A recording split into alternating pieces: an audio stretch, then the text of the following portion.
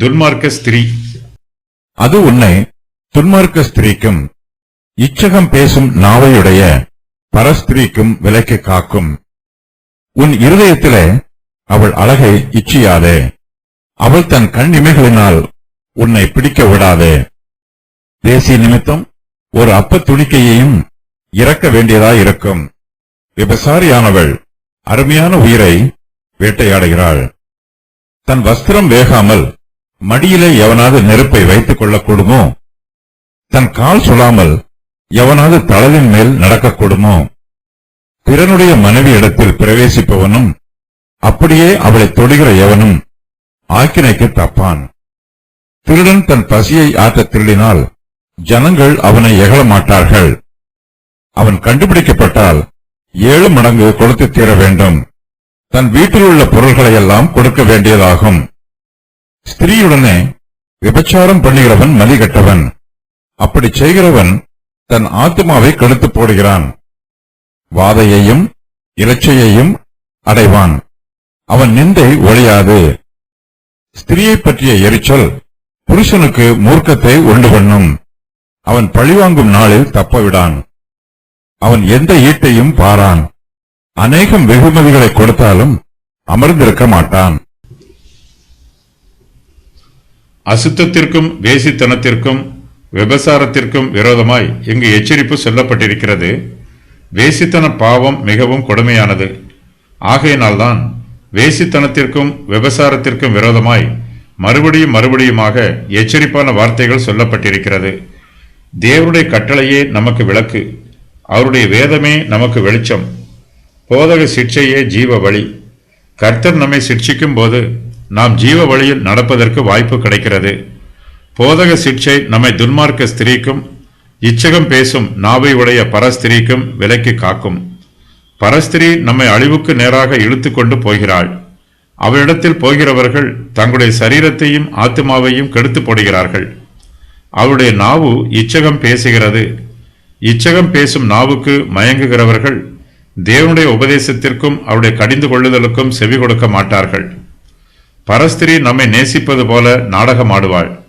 அவளிடத்தில் மாய்மாலமே இருக்கிறது. அவள் நமக்கு நல்லது செய்வது போல பேசினாலும் அவளுடைய செயல்கள் நம்மை அழித்து போடும். விசுவாசிகள் துன்மார்க்க ஸ்திரீக்கு விரோதமாக தங்களை காத்துக்கொள்ள வேண்டும். விபசார பாவத்திற்கும் வேசித்தன பாவத்திற்கும் விலகி ஜீவிக்க வேண்டும்.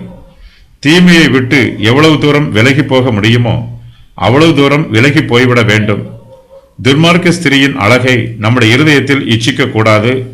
அவள் தன்னுடைய கண்ணிமைகளினால் நம்மை பிடிப்பதற்கு முயற்சி செய்வாள். ஆனால் அவள் நம்மை பிடித்து விடாதவாறு நாம் மிகவும் எச்சரிக்கையாய் இருக்க வேண்டும். அவளை பற்றிய ஆசை நம்முடைய இருதயத்தில் இருக்கக்கூடாது. அந்த ஸ்திரீயை இருதயத்தில் இச்சித்தாலும் அவளோடு விபசாரம் பண்ணுகிற பாவத்திற்கு சமமான பாவத்தை செய்கிறோம். விபசார ஸ்திரீயின் அழகில் நாம் மயங்கிவிடக்கூடாது. அவளுடைய கண்ணிமைகளை பார்த்து ஏமாந்து போய்விடக்கூடாது. அவளுடைய கண்களின் பார்வைகள் அம்புகளைப் போலவும் ஈட்டிகளைப் போலவும் நமக்குள் பாய்ந்து நம்முடைய ஆத்துமாவை கொன்று போடும். விபசார ஸ்திரீயிடத்தில் மயங்கி இருக்கிறவர்கள் ஆரம்பத்தில் சந்தோஷமாகத்தான் இருப்பார்கள். அவருடைய சிறையிருப்பே தங்களுக்கு இன்பமானது என்று சொல்லுவார்கள். முடிவில்தான் விபசார ஸ்திரீயின் பயங்கரம் நமக்கு தெரிய வரும்.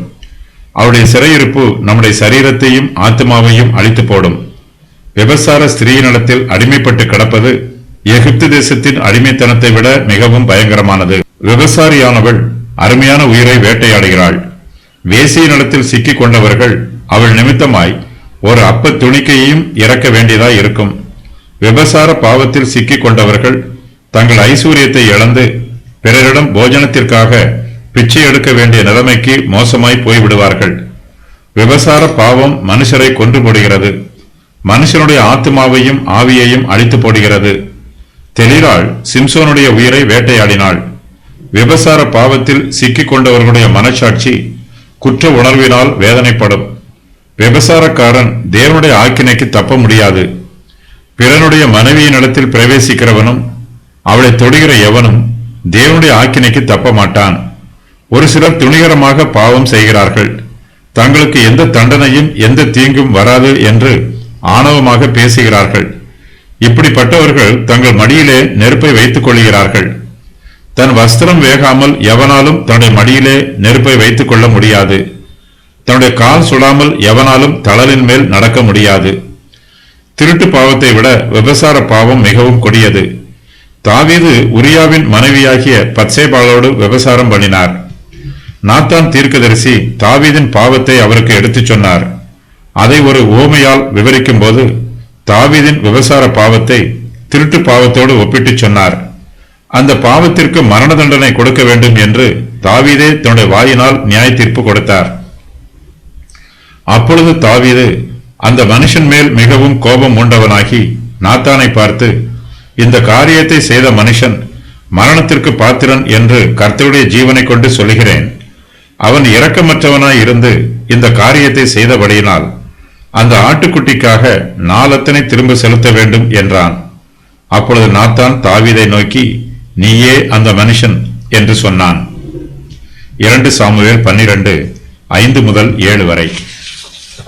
விபசார பாவம் மனுஷனுக்கு மிகப்பெரிய நிந்தையை தரும். ஒருவேளை திருடனை கூட ஜனங்கள் மன்னித்து விடுவார்கள்.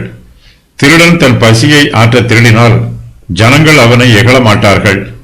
திருடன் கண்டுபிடிக்கப்பட்டால் அவனுடைய பாவத்திற்கு பரிகாரமும் உண்டு. அவன் 7 மடங்கு கொடுத்து தீர வேண்டும். அவனிடத்தில் பணம் இல்லை என்றால் திருடன் தன் வீட்டில் உள்ள பொருள்களை எல்லாம் கொடுக்க வேண்டும்.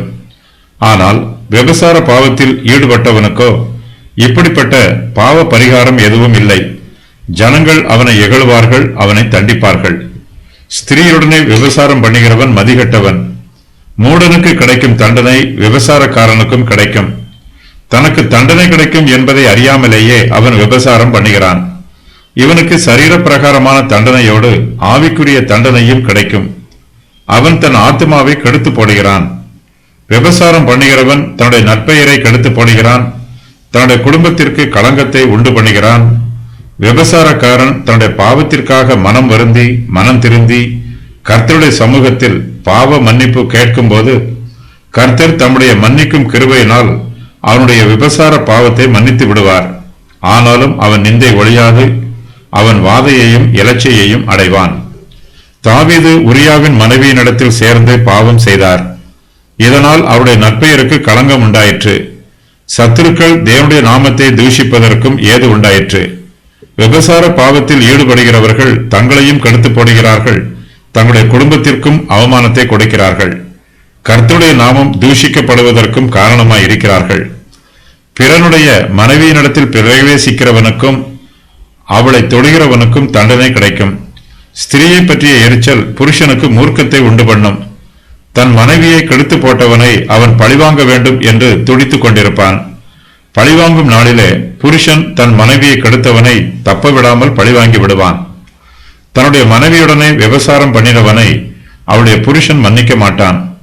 அந்த பாவத்திற்காக எந்த ஈட்டை கொடுத்தாலும் அவன் அதை ஏற்றுக்கொள்ள மாட்டான். பழி வாங்குவதே அவனுடைய குறிக்கோளாய் இருக்கும். அவனுக்கு அநேகம் வெகுமதிகளை கொடுத்தாலும் அவன் சும்மா அமர்ந்திருக்க மாட்டான். பிறனுடைய மனைவியோடு தான் செய்த பாவம் யாருக்கும் தெரியாது என்று விபசாரக்காரன் நினைப்பான்.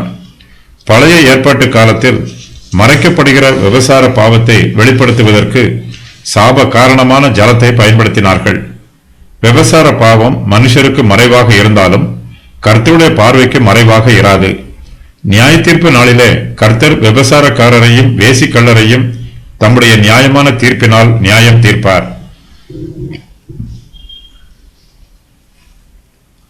விலைக்கு காக்க வேண்டிய காரியங்கள். துன்மார்க்க ஸ்திரீ, அவளுடைய இச்சகம் பேசும் நாவு, அவள் அழகை இச்சிப்பது, அவள் கண் இமைகளினால் பிடிக்கப்பட்டிருப்பது, அவள் மூலமாக வரும் தரித்திரம், அவளோடு பாவம் செய்வதனால் உண்டாகும் மரணம், அவளோடு பாவம் செய்வது. பரஸ்திரியின் மூலமாக ஒருவன் தரித்திரனாவான் என்னும் பொருள்பட இங்கு கூறப்பட்டிருக்கிறது. செப்துவஜின் பதிப்பில் இந்த வாக்கியம் ஒரு வேசி ஓர் அப்ப துணிக்கைக்கு சமம் என்னும் பொருள்பட கூறப்பட்டிருக்கிறது. தேசத்தில் பல வேசிகள் இருக்கிறார்கள். அவர்கள் தங்கள் உணவிற்காக வேசித்தனம் பண்ணுகிறார்கள். தன் கால் சுடாமல் ஒருவனாலும் நெருப்பின் மேல் நடக்க முடியாது. அதுபோல பிறனுடைய மனைவியினிடத்தில் பிரவேசிப்பவன் எவனும் ஆக்கினையில் இருந்து தப்ப முடியாது. விபசாரத்தின் தீய விளைவுகள்: ஆவிக்குரிய மரணம், சரீர மரணம், நித்திய மரணம், வாதையும் இலச்சையும், ஒழியாத நிந்தை, புருஷனுடைய மூர்க்கம். விபசாரத்தில் பிடிக்கப்பட்டவனை தண்டிப்பதற்காக அந்த ஸ்திரீயின் புருஷனிடத்தில் ரோமாபுரியார் ஒப்பு கொடுத்து விடுவார்கள். அவன் அவனுக்கு மரண தண்டனை கூட கொடுக்க முடியும்.